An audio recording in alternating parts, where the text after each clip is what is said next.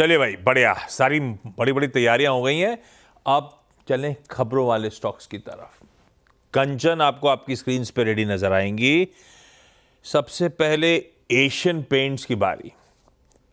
सनी के पास चलेंगे Asian paints पे। तो कंचन, क्या अपडेट्स हैं एशियन पेंट्स पर? जी, यहाँ पे हमें दो बड़े इस्तीफे देखने को मिले हैं। सबसे पहला विशु गोयल जी का, जो कंपनी के एसोसिएट वाइस प्रेसिडेंट की पद में थे, और दूसरा जो इस्तीफा देखने को मिला है वो कंपनी से वाइस प्रेसिडेंट यानी कि श्याम स्वामी जी का देखने को मिला है। इनफैक्ट अगर काफी सारी ब्रोकरेज की माने तो वो इस टाइम पे एशियन पेंट्स पे कहीं ना कहीं बेयरिश है, और पिछले अगर 6 महीने का चार्ट देखें तो कहीं ना कहीं ये भी हमें एक डाउनवर्ड ट्रेजेक्टरी में जाता हुआ दिखाई दिया है। लीजिए, फंडामेंटल टेक्निकल सब बता दी कंचन ने साथ में आपको। एशियन पेंट वैसे दिक्कत में है और कहानी बदल गई है, इस पर भरोसा जा रहा है। सनी, ये उस पेडिग्री का स्टॉक था कि कहीं भी गिरे खरीद लो, कमा के देता था, ब्लूएस्ट ऑफ ब्लू चिप था। पर इस बार मामला अलग है। इस बार स्ट्रक्चरली एनवायरनमेंट गड़बड़ा रहा है, इनके फेवर में नहीं है। आप लोग बायर हो एशियन पेंट्स में, अभी दूर ही बैठे हो? आशीष जी, दूर रहना चाहेंगे अभी, क्योंकि जो कॉम्पिटिटिव इंटेंसिटी है जिस तरह से इंक्रीज हुई है, स्पेशली सभी जो लार्ज दिग्गज ग्रुप हैं, जैसे बिरला ग्रुप से, जेएसडब्ल्यू ग्रुप से, और जो छोटे प्लेयर हैं, कहीं ना कहीं कॉम्पिटिटिव इंटेंसिटी बढ़ी, और उसी के चलते जो प्राइसिंग प्रेशर है हमने देखा Q2 में जो मार्जिन थे काफी सिग्निफिकेंट डिप हुए थे। जो कंपनी तकरीबन 18-19% की EBITDA मार्जिन करती थी, वो घट करके 15% हुए थे। और अब जिस तरह से टॉप मैनेजमेंट में रेजिग्नेशन आ रहा है, तो मुझे लगता है कि काइंड ऑफ रिस्ट्रक्चरिंग हम कह सकते हैं कि मैनेजमेंट की ओर से हम देख रहे हैं। But again it will take some time in terms of recovery for a giant like Asian Paint. तो अभी दूर रहना पसंद करेंगे एशियन पेंट से। इनके रेजिग्नेशन लेटर्स अपलोड नहीं हुए, ये शायद केएमपीज में नहीं आते होंगे, नहीं तो फिर अदरवाइज तो रेजिग्नेशन लेटर आते हैं, है ना? तो वो अपडेट नहीं आया। रिप्लेसमेंट्स का अपडेट आ गया है, इनकी जगह जो जो जोड़े गए हैं उनकी प्रोफाइल सामने आए जब एक्सचेंज पे डाला। दिक्कत है आशीष, क्लियरली आई थिंक। और जैसा आपने बोला, बहुत समय के बाद हम अब उस स्टेज में आए हैं जहाँ पर एशियन पेंट्स में पैसा लूज़ हो रहा है। और पिछले क्वार्टर बहुत समय के बाद हुआ था। आई थिंक कोविड का एक क्वार्टर छोड़ दीजिए, उसके अलावा 10-15 साल की हिस्ट्री में कभी ऐसा नहीं हुआ कि एशियन पेंट्स में टॉप लाइन, एबिडा और बॉटम लाइन में डी ग्रोथ हुई हो। तो पिछले क्वार्टर में था, बॉटम लाइन तो 55% गिर गई थी, और कोई वन ऑफ नहीं था उसमें। इसकी वजह से गाबा सर, टेक्निकली कहाँ तक की डाउनसाइड ओपन हुई है यहाँ पर? है तो बहुत वीक एशियन पेंट्स, बिल्कुल। आज जो ओपन गया न्यू लो पर चल रहा है 2345 पर।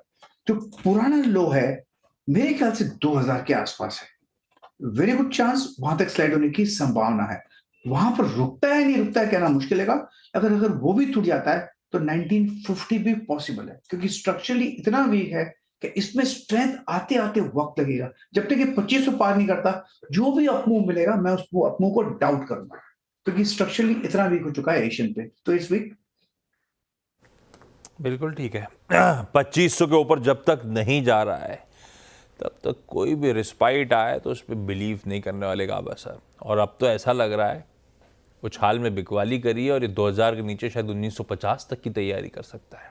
ऑलरेडी इस तरह से पिटा हुआ स्टॉक अभी भी मीनिंगफुल डाउनसाइड्स चार्ट्स पे नजर आते हैं। दूसरा आइडिया ल्यूपिन है। आइडिया यानी कि स्टॉक जो खबरों में है।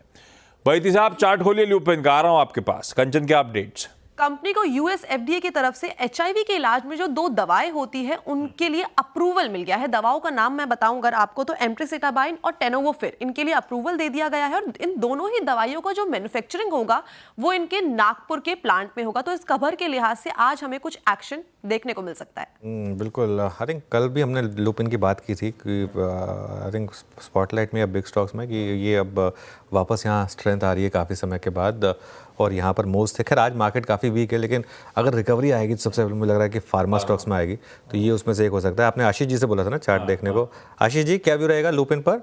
जी अनुज जी, जैसे आपने बताया कि फार्मा ही एक थोड़ा सा रे ऑफ होप है आज के मार्केट में ऑन द लॉन्ग साइड। और कल जिस हिसाब से प्राइस एक्शंस बने थे सबके काफी इंप्रेसिव थे, और ओपन इंटरेस्ट भी बिल्ड इसमें अच्छा स्ट्रांग हुआ है, 20 डेमा क्रॉस करता हुआ देखने मिला है। तो यहाँ पे खरीदारी की सलाह है। जो स्टॉप लॉस में मेंटेन करना हो 2060 का एक एसएल मेंटेन करे। ऊपर में जो टारगेट दिख रहे हैं वो 2160 तक के आते हुए देखने मिल सकते हैं। ये एक अच्छी चीज़ है। कंचन पहली मिली मुझे जो दवाओं के नाम सर्राटे से आराम से पढ़ डाले। मैं तो पढ़ता ही नहीं था, अवॉइड कर देता हूँ। डॉक्टर ल्यूपिन की बात हुई तो डॉक्टर रेड्डीज पे भी एक ब्रोकरेज रिपोर्ट है। वाकई कल एक पॉकेट जो चमक रही थी पिटाई के बीच में, वो फार्मास्यूटिकल्स थी। श्रेया जुड़ चुकी हैं। श्रेया, हाय, गुड मॉर्निंग। कौन सी ब्रोकरेज और क्या कह रही है डॉक्टर रेड्डीज पे? जी sir, good morning. Good morning जी। नोमुरा की रिपोर्ट आई है डॉक्टर रेड्डी के ऊपर। इन्होंने अपनी जो रेटिंग है उसको अपग्रेड कर दी है और बाई रेटिंग की सलाह दी है। टारगेट प्राइस 1500 रुपये प्रति शेयर कर दिया है। अगर लास्ट ट्रेडिंग प्राइस अगर आप देखें तो 1200 के करीब था, तो वहाँ से सीधा 17% का अपसाइड पोटेंशियल इस पर्टिकुलर काउंटर में फर्म को नजर आ रहा है। फर्म का मानना है कि एक मेडिसिन रिवलिमिड जिस पर कंपनी की ज़्यादा डिपेंडेंसी है, उस पर चिंताओं की वजह से पर्टिकुलर काउंटर में हाल के दिनों में हमें करेक्शन देखने को मिली थी, लेकिन वो अब चिंता दूर होती जा रही है। साथ ही अब कंपनी नए इनिशिएटिव्स ले रही है, क्लिनिकल ट्रायल्स कर रही है, जैसे कि बायोसिमिलर ट्रायल की वजह से इस कंपनी का जो योगदान है वो ग्रोथ में ज़्यादा बढ़ता जा रहा है। साथ ही फाइनेंशियल ईयर 2025 में कैपेक्स जो है वो 2 गुना बढ़ा है, ये एक पॉजिटिव चीज़ है। साथ ही अब कंपनी मैन्युफैक्चरिंग इंफ्रा में भी निवेश बढ़ाएगी, जो कि एक पॉजिटिव चीज़ है। शेयर ने भी ले लिया दवाई का नाम, आशीष। गजब है। ये तो गड़बड़ है, मुझे भी अब सीख के आना पड़ेगा। अवॉइड करने से काम नहीं चलेगा। लेकिन ठीक है, डॉक्टर रेड्डीज पे भी अच्छी रिपोर्ट आती हुई। 1275 पे कल की क्लोज, 1500 के टारगेट श्रेया ने मेंशन करे। मानस, चार्ट्स पे डॉक्टर रेड्डीज फार्मा अगर लॉन्ग जाना है तो डॉक्टर रेड्डीज एक अच्छा स्टॉक होगा क्या? बिल्कुल सही आपने कहा, क्योंकि देखिए मेरे ख्याल से 1180 के आसपास बॉटम बना था, वहां से हायर टॉप हायर बॉटम बनने लगे। 200 डे मूविंग एवरेज के ऊपर की कल की क्लोजिंग थी, 20 वीक मूविंग एवरेज के आसपास ट्रेड कर रहा है। पैटर्न पॉजिटिव है और 1320 के आप टारगेट पोजिशनली सेट कर सकते हैं। अगर एक ट्रेड लेना होगा और आज कोई डिप मिले तो खरीदारी करने की राय रहेगी। और 1249 के स्टॉप लॉस से खरीदारी करेंगे और 1320 के आसपास के टारगेट सेट करेंगे। ओके भाई, ल्यूपिन के लिए अच्छी खबर, डॉक्टर रेड्डीज के लिए अच्छी खबर। दोनों रडार पे रखिए। दोनों एक्सपर्ट्स को चार्ट्स पे भी समीकरण अच्छे ही लग रहे हैं दोनों काउंटर्स के, तो कहीं रिस्पाइट हो सकता है इवेंचुअली दिन के दौरान, तो शायद वो फार्मास्यूटिकल एज अ स्पेस हो। बोरोसिल रिन्यूएबल्स, कल इसकी बोर्ड मीट थी। कैश का स्टॉक है। सेठ साहब एक बार फिर भी टटोलेंगे क्या? देख के रखिएगा कैसा लग रहा है। कंचन के अपडेट्स हैं बोरोसिल को लेकर, रिन्यूएबल्स को लेकर। राइट, अगर हम बोरोसिल रिन्यूएबल की बात करें तो यहाँ पे जो इनकी प्रोडक्शन कैपेसिटी है, इसको 500 टन पर डे बढ़ाने की योजना बनाई जा रही है और फैसला ले लिया गया है, जिसका जो कॉस्ट है वो है अप्रॉक्सीमेटली 675 करोड़ का। अब यहाँ पे 450 करोड़ का एक प्रपोज राइट इशू वापस लिया गया है और उसकी जगह प्रेफरेंशियल इशू है, उससे फंड जुटाने की कंपनी ने मंजूरी दे दी है। कंपनी करीबन 1.13 करोड़ वारंट प्रपोज्ड इन्वेस्टर्स को अप्रॉक्सीमेटली 198 करोड़ शेयर्स जो है वो प्रेफरेंशियल बेसिस पे जारी करेगी, जिसकी जो टोटल अमाउंट है वो है करीबन 100 करोड़ का। एक्सपेंशन कर रहे हैं अच्छा खासा, और पहले राइट्स इशुएंस के जरिए वो एक्सपेंशन फंड करने के मन था, उसका इक्विटी पार्ट अब प्रेफरेंशियल अलॉटमेंट के थ्रू करेंगे। इंटरेस्टिंग, कोई मिल गया इसका मतलब। सेठ साहब, बोरोसिल रिन्यूएबल्स बोर्ड मीट से पहले कल हरे में था, वैसे चार्ट वार्ट्स कैसे हैं इसके? जी आशीष जी, रिसेंटली बोरोसिल रिन्यूएबल्स का अगर हम स्ट्रक्चर देखें तो स्टॉक में कंटिन्यूअस स्ट्रेंथ है। थोड़ा सा एक्सटेंडेड जरूर है, लेकिन अगर कोई हमें डिप पे मिले लगभग 600 के आसपास, तो I think it will be a good buy in terms of risk reward. जब तक 580 इंटैक्ट है, यहाँ पे एक अप ट्रेंड इन प्लेस है, डिप पे बाय करें। टारगेट्स इसके 670 से 680 तक के रहेंगे, पर डिप पे बाय करें तो बेटर रहेगा। टिप्स में खरीदें तब बेहतर है। स्विगी रह रहे के सब जाग रहे हैं, आए दिन रिपोर्ट आती हैं। आज भी एक और इंटरेस्टिंग रिपोर्ट स्विगी की आती हुई श्रेया बताएंगी। स्विगी के चार्ट की समीकरण, अब दिन ज़्यादा तो हुए नहीं है इसकी लिस्टिंग के। गाबा सर आप ही टटोलो, मैं आता हूँ आपके पास एक बार फिर से। श्रेया क्या कह रहे हैं भाई इसमें? जी, जेपी मॉर्गन की रिपोर्ट आई है स्विगी पे। ओवरवेट की कॉल दी है, साथ ही टारगेट प्राइस जो है वो 730 रुपये प्रति शेयर कर दिया है। लास्ट ट्रेडिंग प्राइस 576 थी, तो सीधे सीधे 17% का अपसाइड पोटेंशियल इस पर्टिकुलर काउंटर में, माफ कीजिएगा 26% का अपसाइड पोटेंशियल इस पर्टिकुलर काउंटर में जेपी मॉर्गन को दिख रहा है। देखिए, फर्म का मानना है कि कंपनी अपने दोनों ही सेगमेंट, फूड डिलीवरी और क्विक कॉमर्स सेगमेंट में अच्छे से काम कर रही है, फोकस बढ़ा रही है, एग्जीक्यूशन बढ़ाए कंपनी का। इससे जो क्रिटिकल स्केल अचीव करेगी कंपनी, वो अब जल्द ही प्रॉफिटेबल भी हो सकती है, ऐसा फर्म का मानना है। और एक अच्छी चीज़ ये है कि स्विगी फिलहाल जोमेटो से 32 से 42% के डिस्काउंट पर मिल रही है। बिल्कुल आशीष, बात आपने कही ना कि सब अब जाग रहे हैं, और वो हमारी बात भी हुई थी कि जब पहला रिपोर्ट आया था कि अब सब आएंगे, आना ही पड़ेगा, कोई ऑप्शन नहीं है इनके पास। और मैं तो हैरान था कि उस समय आईपीओ के टाइम पर क्या हुआ है इनको सबको, लेकिन 380 पे स्टील था, 380 पे स्टील था। अब खैर 600 पर थोड़ी करेक्शन आई यहाँ पर स्टॉक में, अभी भी बहुत डिस्काउंट है कंपेयर टू जोमेटो। थोड़ा और मुझे लग रहा है कि कैचअप पॉसिबल है शायद यहाँ पर। उसके बाद सब एक मुझे लग रहा है आप इस क्वार्टर के नंबर्स देखेंगे सब स्विगी के, Q3 के, क्योंकि Q2 तो वो इमीडिएटली आया था आफ्टर लिस्टिंग। Q3 के नंबर्स देखने के बाद जो बाकी बचे हुए हैं उनकी भी कवरेज आएगी। अब बाय की आएगी, सेल की आएगी, वो बात की बात है, लेकिन इस बार के नंबर्स देखने के बाद आएगा। लेकिन मुझे हैरानी नहीं कि अब एक एक करके सबके इस तरीके के टारगेट 700, 750, 800 के आ रहे हैं, वो लॉजिकल भी है। टेबल पर अगर आप छोड़ें कुछ इन्वेस्टर के लिए तो आपके आईपीओ को अच्छा एक जैसे ना गुडविल फैक्टर भी मिलता है जिसने लगाया। और रिटेल में सिर्फ 1 टाइम सब्सक्राइब हुआ था, तो रिटेल में फुल एलोकेशन मिला होगा। तो उनका आपको एक गुडविल फैक्टर मिलता है, क्योंकि इतनी वीक मार्केट में भी स्टॉक ने इतना आउट परफॉर्म किया। रखिए भाई रडार पे 730 के अब टारगेट, 400 के नीचे का इशू प्राइस था। इस छोटे से स्पैन में बढ़िया आईपीओ इन्वेस्टर्स को कमा के दे दिया है, और अब अभी भी और दमखम ब्रोकरेज को नजर आ रहा है। गाबा सर, क्या लग रहा है चार्ट वार्ट देख के स्विगी के? चार्ट तो बढ़िया है, जब से लिस्टिंग हुआ है उसके बाद बढ़िया है। इतना कह सकते हैं कि 500 एक स्ट्रॉन्ग सपोर्ट जोन है, 577 पर ट्रेड करते हैं। इसमें जब भी कोई डिप मिलती है वो बाइंग अपॉर्चुनिटी, अपसाइड ओपन है क्योंकि न्यू जोन पर चल रहा है, इसलिए हमको सीलिंग नहीं लगानी चाहिए। नो हाई इज हाई, उसका विश्वास करके चलना चाहिए बस।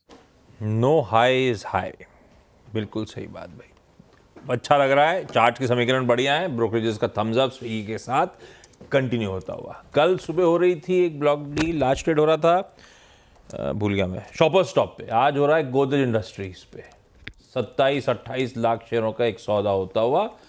अब शाम तक अपडेट आएगा, इंटर प्रमोटर तो नहीं है मामला, देखते हैं जब भी अपडेट आएंगे। बाकी के सारे स्टॉक्सी न्यूज के लिए वापस कंचन के पास। कंचन, और क्या रडार पे हमारे? जी, सबसे पहले ब्लॉक डील की आपने बात छेड़ी तो उसी की बात कर लेते हैं। डोम इंडस्ट्रीज में आज करीबन 764 करोड़ की एक बड़ी ब्लॉक डील संभव है, और डील के जरिए जो फिलहाल है वो अपनी अप्रोक्सीमेटली 3% की हिस्सेदारी बेचता हुआ नजर आ सकता है। अगर बेस साइज की बात करी जाए तो वो देखा गया है 510 करोड़ का, और अच्छी डिमांड रहने पर हमें यहाँ पे करीबन 250 करोड़ का एक अपसाइज भी देखने को मिल सकता है। एट द सेम टाइम यथार्थ हॉस्पिटल भी आज 450 करोड़ का QIP लॉन्च करने वाला है, जिसमें 700 करोड़ तक का एक अपसाइज ऑप्शन भी आता हुआ दिखाई देगा। इंडिकेटिव प्राइस की बात करी जाए तो वो है 595, यानी कि अपने फ्लो प्राइस से यहाँ पे करीबन हमें 5% का डिस्काउंट देखने को मिल सकता है। और जो पैसा है उसका इस्तेमाल डेट रीपेमेंट और साथ ही साथ एक्सपेंशन के लिए कंपनी करने वाली है। एबीबी में आपको आज रखनी होगी नजर, क्योंकि गेमेसा इलेक्ट्रिक का पार इलेक्ट्रॉनिक्स कारोबार कंपनी खरीदने वाली है।